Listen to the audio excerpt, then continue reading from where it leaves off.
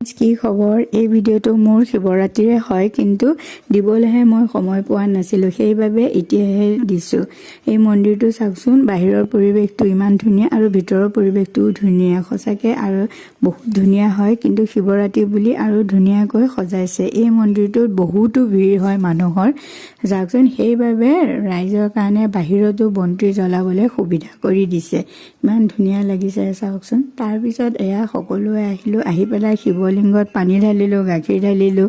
ঢালি বেলপাত দি পেলাই পূজা কৰিলোঁ পূজা কৰি পেলাই আকৌ এয়া বাহিৰৰ ফালে ওলাই আহিছোঁ ওলাই আহি দেখিলোঁ ইমান ধুনীয়া বন্তি জ্বলাই আছে নহয় বহুতো তীৰ বিৰাই আছে দেখিবলৈ বহুত ধুনীয়া লাগিছে সেয়া